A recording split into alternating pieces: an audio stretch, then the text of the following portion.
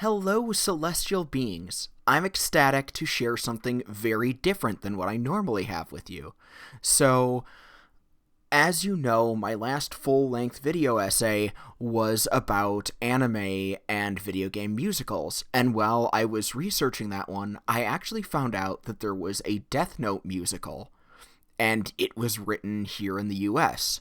So, as I was falling down this rabbit hole, I caught the attention of the show's writer, Ivan Menchell, and he is kind enough to give me a little bit of his time and to talk about the production of Death Note the musical. I really hope everyone enjoys this. Ivan is so insightful, and it's so amazing that he sat down not just with me, but to share thoughts with a lot of Death Note fans out there and people who might not be aware of that there is this phenomenal Death Note musical. So, without further ado, this is my interview with Ivan Menchell. So it is, of course, February 1st of 2024. My name is Celeste of Celeste is Best, and also of the Nerd and Tie Podcast Network. It is my pleasure, this evening to speak with, Ivan Menchell, writer, um, just really amazing person and someone who I, uh, accidentally became aware of because he saw me shit posting on Twitter. So Hi there. hi there. It's, I'm happy to be here. Good to I'm talk.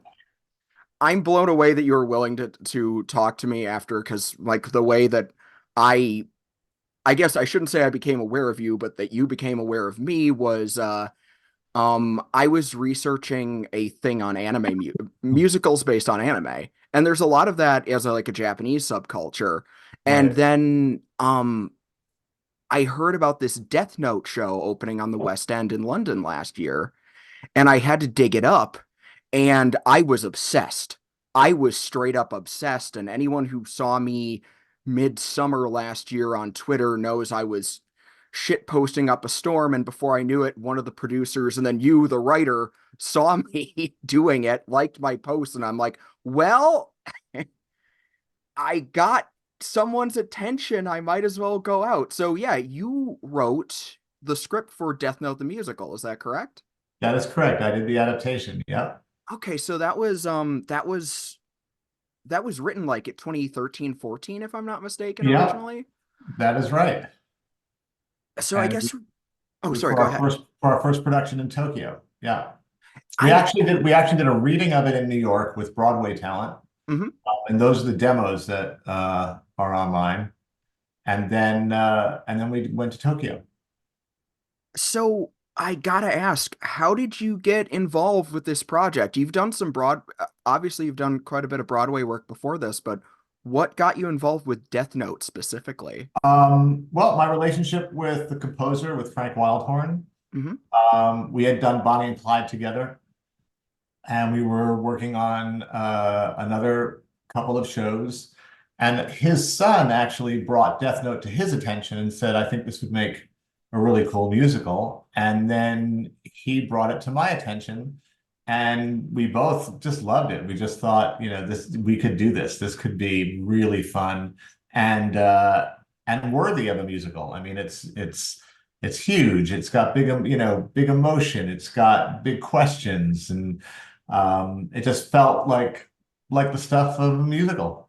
Yeah, it's one of the most iconic comics and anime of the last couple decades. Did Yeah, Was that yeah. imposing for you? Like like looking at the original art, if was that Well, the work itself was inspiring. I hmm didn't really realize when I set out on it how big it was in the zeitgeist. That would have been imposing.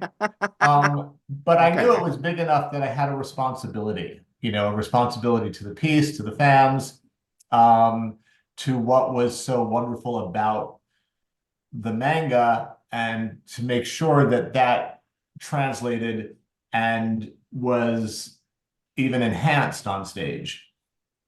Yeah. So when you were researching for it, did you read the original comic? Did you watch the anime? Were No, it was all the manga. Okay. I really went from the manga. Had the drawings were such an inspiration. They're so powerful. The story, the characters. I mean, it was all there. It was just it was mine to screw up. Um, and so that's what I used. And the first thing I did, one of the first things I did, um, was to start to just write down things I knew had to be in it, things that Hmm. were iconic, you know? Um, and so that kind of led me through the process a little bit as well. And the source material, the emotions of like the characters are so big that that struggle of both intellect and egos with your two leads. You've got that's such a that feels like such a wellspring to draw from a dramatic perspective and even from a musical perspective. It does, and I think, a musical not is not dissimilar to a manga in that, you have those moments where you can just go off inside your head, Hmm. more than in film necessarily. Um, and you see it a lot in manga. You see the thought bubbles, you see the internal monologues, and that's very, very musical. I'd say, yeah, Light and Elle especially spend a lot of time talking to themselves, it seems like. So I imagine that that had to have given you a lot of material for kind of how to approach Yeah, that. you don't want too much of that on stage because Hmm. then, it can get boring. It slows down, the plot. One of the things I realized early on was that I was going to kind of interweave several scenes at the same time. Scenes that were separate in the book, but I found a way to kind of weave them together so they were going on simultaneously. So if you have somebody in an internal monologue, there can be action moving in and out of it as well. That's brilliant. I love that. Um, when we're talking about things that were imposing, I was kind of going back. I was rereading a little bit of the original material myself. God, the art is haunting. It's just so Yeah. beautiful. Um, Something I kind of forgot was just how intricate the rules of the titular Death Note are. Was that ever did you ever find that imposing or kind of problematic as you're writing it? Like how did Obata and Oba like juggle all of these rules? Was that something of like figuring out what you wanted to keep? Were there times where it's like, well, that might be kind of silly. We might have to admit this part or um, Yeah, not that any were silly. It was just, there's only so much you can cover in 2.5 right. hours. And so I knew the story that I wanted to tell. Didn't when I started know how it was going to end because it keeps going. But I knew that, it was that chunk of the story between L and Light that we wanted to focus on. Um, and it was very liberating actually to have those rules because absolute freedom is the most restrictive thing, right? Because then you're like, Right. but when you've got such great source material and the story is so evolved and intricate and the characters are evolved and the rules are so clear, it makes it a lot easier to write it. Did you ever get a chance to talk with the original creators with Oba or Obata in Japan or Um, did not speak with them in person, but uh, I did come up with four endings. And okay. so when I did this originally, there were four endings, and Oh my. they were the ones who decided the one that they liked, and the one that's on stage now is the one that they really felt was the right way to go. Okay. Yeah, I can now I when I first started seeking out things from this, like as it's relatively clear, I was a fan of the source material. I do think Death Note is an iconic um is just an iconic piece of Oh, media for a sure. reason. Yeah. Um but then when I found out about the musical, the first thing I wanted to do was listen to some of the songs. And while I was listening to the concept album, Can't help but wonder. So when you were working with as I know art is always a collaborative endeavor. How closely did you work with the lyricist? Oh, Like, so closely. Jack is terrific. mhm, I think I really do think this is an extraordinary work as far as the lyrics go. He covers such difficult material in such a poetic way, but still staying true to who they are and their voices. Um, so we worked very closely.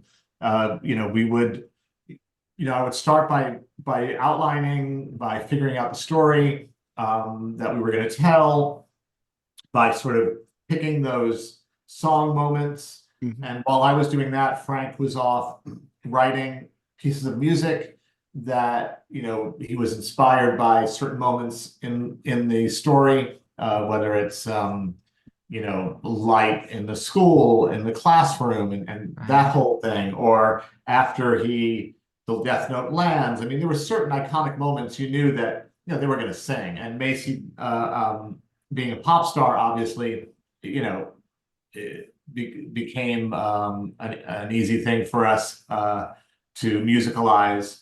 But I think that Jack did a remarkable job in really capturing L's mind and that analytical prowess that he has, as well as Light's sort of brilliant but homicidal, sociopathic nature, the ego. Jack did an incredible job. I really loved like in terms of like the imagery, I liked Light using more naturalistic ways of describing his power, whereas L was this very computerized thing, and that all comes Right, to a head and the way it ends. I right. loved Well, how that worked. And when you consider yourself God, you tend to think more naturalistic. yeah, it's so on the point, and it really works so well. Or even um what could easily be like I feel like in the wrong hands could come off as a lame pun. What felt like a stab in the heart, one of Soichiro's songs, Light's Father, when Right. he says, "What if what I'm seeing bends as light refracts?" I love the wordplay there. I love how that just there were times listening to the soundtrack and like looking at the description where I felt tears rolling down my face. Just the intensity of the emotions was so present there.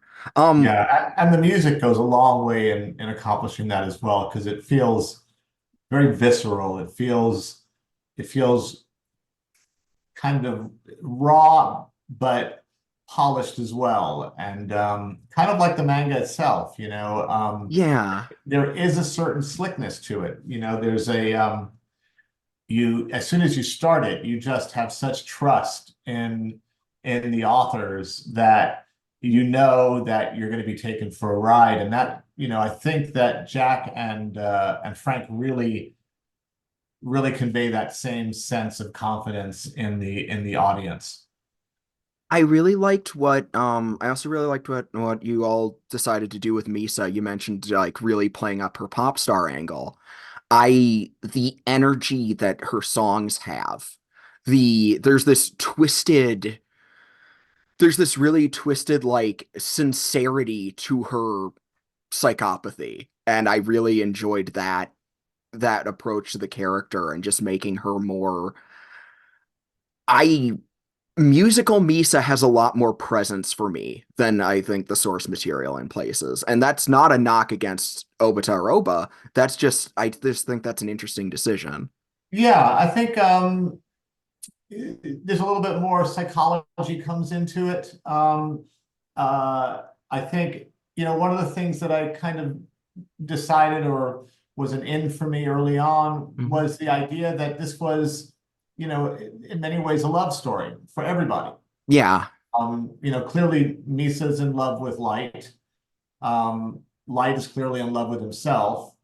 L is in love with the game and this whole interaction with Light. You have who's got the unrequited light love for Misa. You've got, the father who's, has this devotional parental love for his son and for justice. Hmm. So that was sort of an early handle for me to hold on to, was that, everybody had this love and this passion for something or someone in their lives, except for Ryuk, who is interesting, because his love, obviously, well, he has the compulsive love for apples, for the Hmm. game, but he's the only one that's able to stay detached, right? Nobody else can really stay detached as much as they want to. Um, they just can't. And a lot, you even have like, I feel like Light and L, if you ask them, they would tell you that they're detached. But Ryuk, in his chaotic, nihilistic way, is the only one who's truly above it all, mostly because And he's laughing at it. yeah, and there's, he just wants a release from the boredom. Mm, Um, but and Al even tells Light how much he likes him and how he wishes that he wasn't, this murderer, because he's basically the only friend that Elle really has, at that level, in that way. I really, when you talk about like the love story there, one of the other aspects of the show that I'm quite fond of, and this is partly coming as a queer creator, I really liked that a lot of the feelings that Rem had for Misa felt a lot more like subtext in places in the manga. And I look at her, I love that full-bodied love song Yeah. that she gets on her way out. That's such a great moment for that character. And yeah, she feels very the inhuman nature of this endless god having this truly human experience only in her state when she reaches mortality. That's it's classic, it's mythological, and it really works well. um Yeah, I love her love for Misa. I really do. And I definitely heightened it.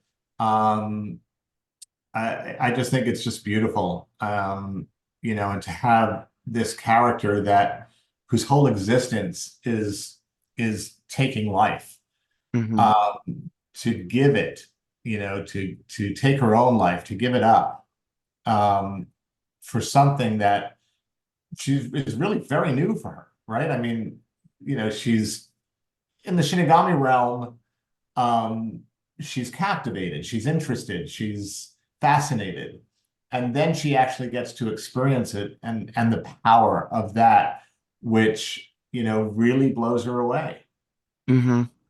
Quite literally, unfortunately. Yeah. Yes. Uh, and when we're talking about characters that got who I felt like got really deep explorations in the musical, two really stood out to me, and it's in Light's family, both his father and the time that Soichiro gets to spend on stage, and Sayu, Light's sister, who I really felt a lot of depth from her character that I wasn't used to. Was there something that attracted you to trying to humanize Well, Light's yeah, family more, or first of all, it was important to have some strong female characters here. hmm Because it's male dominated. But you've got, between Ren, Misa, and Seiyu, you've got three really strong, really strong females, I hope. And I think Seiyu's admiration, love, and respect for her brother is important. Um, and and the fact that, everything he wants to be, she already sees him as. And he doesn't really realize that, and it's not enough, unfortunately, but she sees him as all those things. And had he not found that death note, she would have he would have gone on to be her hero, hmm and her role model.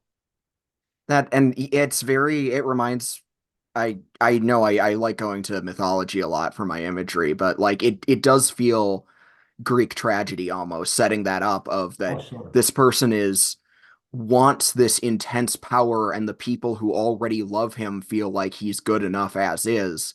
And it's that hubris, that thinking that you can dabble in the world of the gods that pushes this light over the edge. And yeah, Yeah, yeah, and the anger, which you see in that first scene, um, the classroom scene, yeah. the classroom scene, he that there's just that rage, that anger at the system, um, Hmm. and I think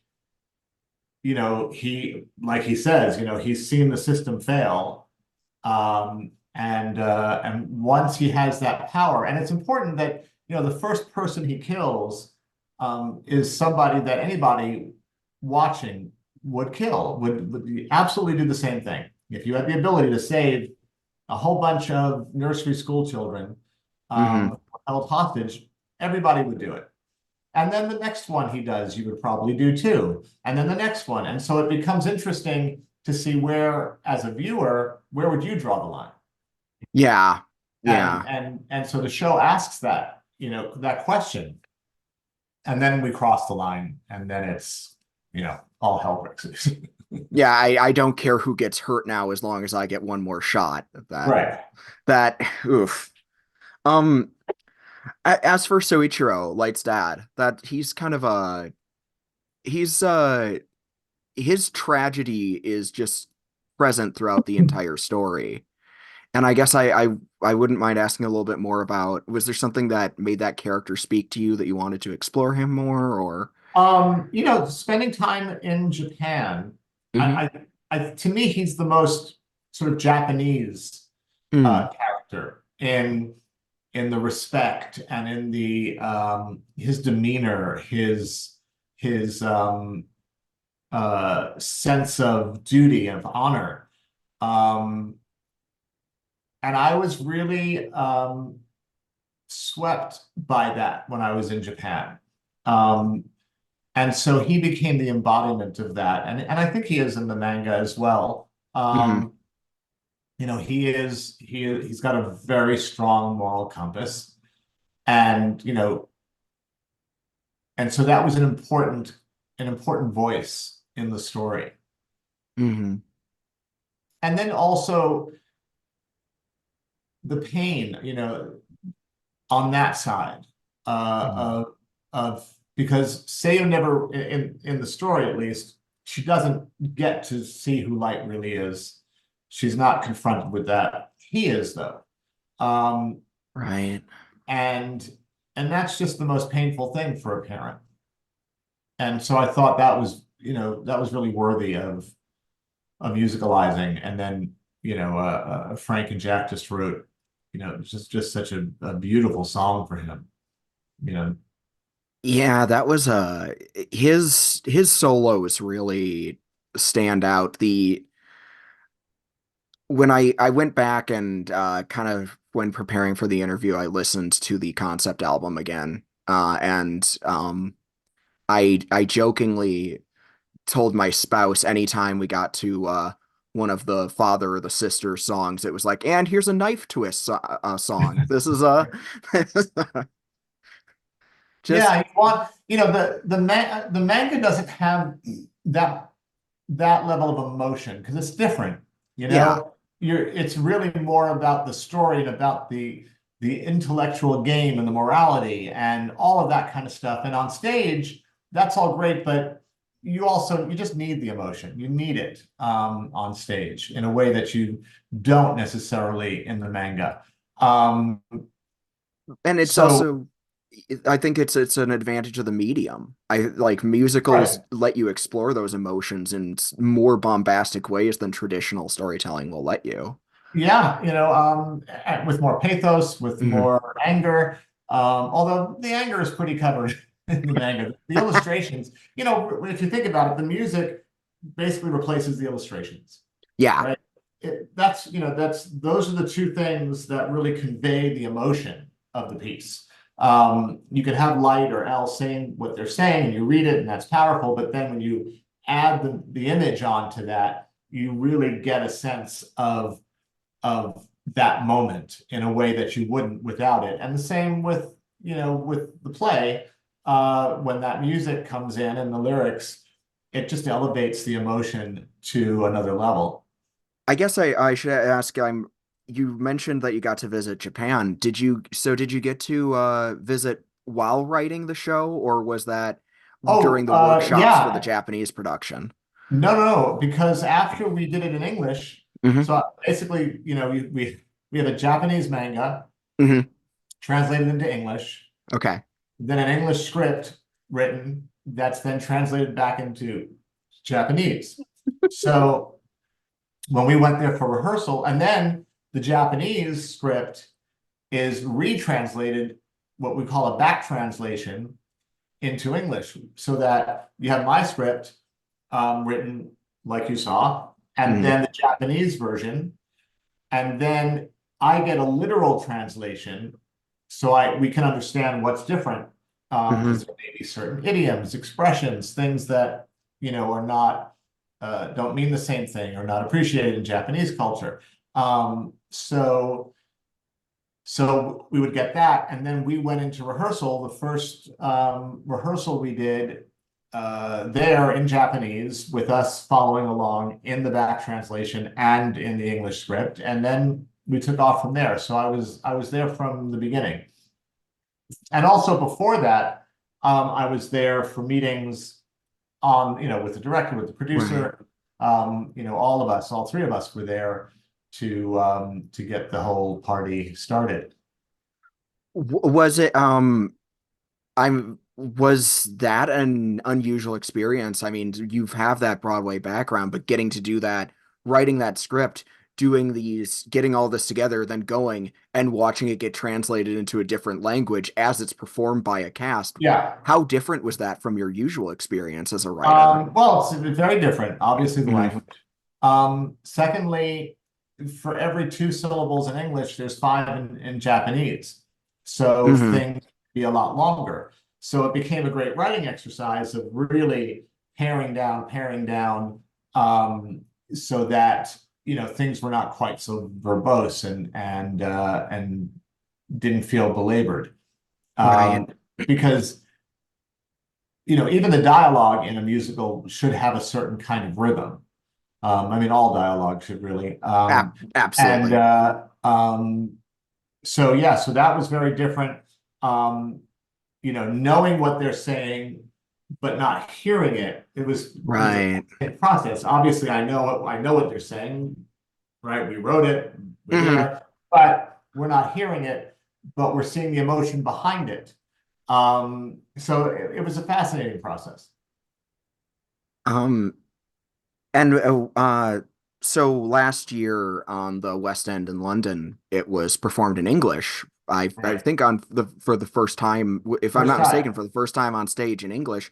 Did you get to attend that at all? Oh When yeah, we were there for rehearsals. Oh, absolutely. How Oh, was that? yeah. How Oh, exciting it was was that to great. It was finally see? wonderful to be able to work on it in English. And we had, I think nearly all of the cast was Asian.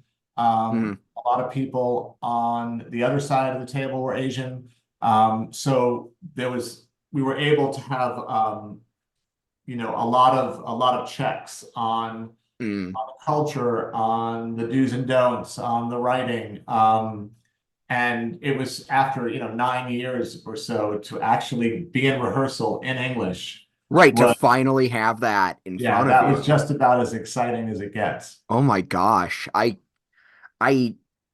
and I'm so thankful that that happened because I don't know, had I not been doing research for that panel, I don't know if I would have come upon this, and I might have missed out on what I think is one of the coolest adaptations of any comic I've ever seen. Oh, well, thank you. And we were at Comic-Con Oh, awesome. in New Okay. York. Yeah. Oh, yeah, we were Yes. there in New York. Do you have any other projects you're working on right now that you'd want to plug or for people to check out? And we have Bonnie and Clyde starts our UK Ireland tour in 3 weeks. Bonnie and Clyde is a really good show, and I'm just ecstatic that I got a chance to talk to someone who worked on Oh, several thanks. shows that I think are just the bee's knees. Um, Thank you. Again, Ivan, thank you so much for your time this evening Sure. and for And, being such a stay in trooper. touch. I'll do my best. I can't thank you enough. Again, as a consummate theater kid, it's always an honor to talk with people who work in the industry that I've been so fascinated by my whole life. I can't believe the service that you did to this great comic. Thank you, and have a Oh, thank wonderful. you. Thank you so much. Great talking to you. Well, thanks for being here, and to all of my celestial beings, as always, keep on spocking in the free world. All right. Bye.